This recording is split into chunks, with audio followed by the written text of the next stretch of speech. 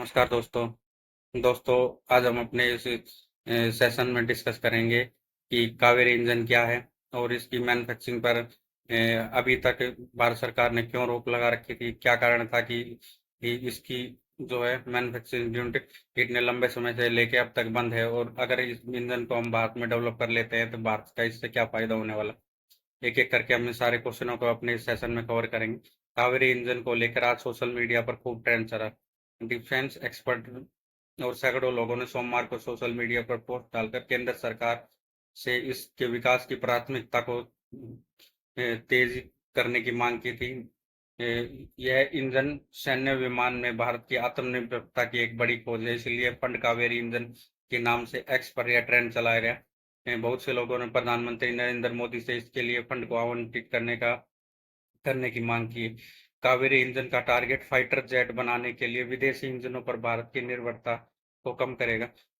हमारे डीआरडीओ के जो साइंटिस्ट हैं वो इसको डेवलप करने की कोशिश कर रहे हैं, पर उनके सामने सबसे बड़ा जो मुद्दा आ रहा है वो फंड का मुद्दा आ रहा है, क्योंकि उन्होंने ये बताया कि इस इंजन को डेवलप करने में लगभग 40,000 के आसपास नट बोल्टों का प्रयोग किया जाएगा, और 40,000 नट बोल्टों के लिए सबसे पहले एक मैन्युफैक्चरिंग यूनिट तैयार करनी पड़ेगी और साथ साथ में एक असेंबली यूनिट।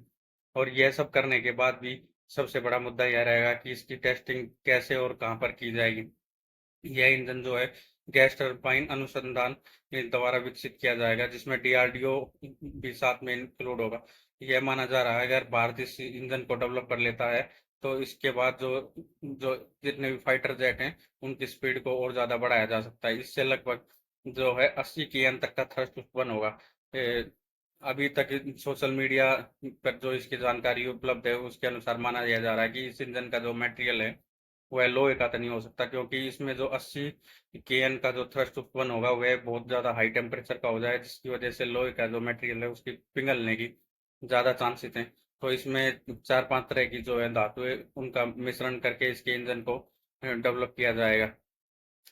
साथ साथ में हाल हाल में जो है डीआरडीओ के उच्च अधिकारियों द्वारा यह बताया गया कि इसका जो फ्लैटेड डिजाइन है वो हाल में तैयार किया जा चुका है। बस उस अब इसको तैयार करके इसकी असेंबली और मैन्युफैक्चरिंग यूनिट चालू होने वाली।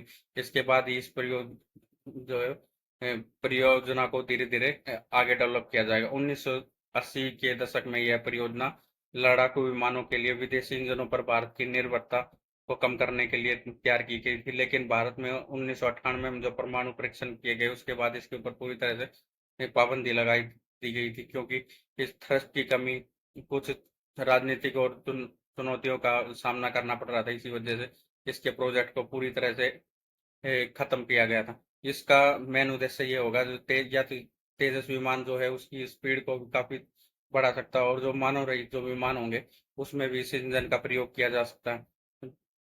भारत सरकार की अगर साथ में अगर माना जाए तो डीआरडीओ के साथ साथ भारत यह विकल्प भी देख रहा है कि किसी और दोस्त देश के साथ मिलकर इस इंजन को डेवलप किया जाए, ताकि इसकी टेस्टिंग और जो है टेस्टिंग के लिए जगह और समय दोनों ही निर्धारित किया जा सकता है।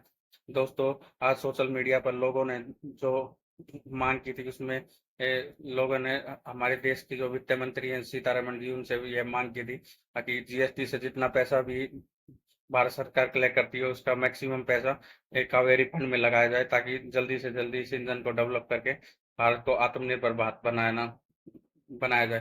दोस्तों, आपकी क्या उम्मीद है कि भारत सरकार कब तक इस प्रोजेक्ट को चालू करेगी, और इस प्रोजेक्ट को चालू करने के बाद भारत का क्या फायदा होने वाला, आप कमेंट करके जरूर बताएं।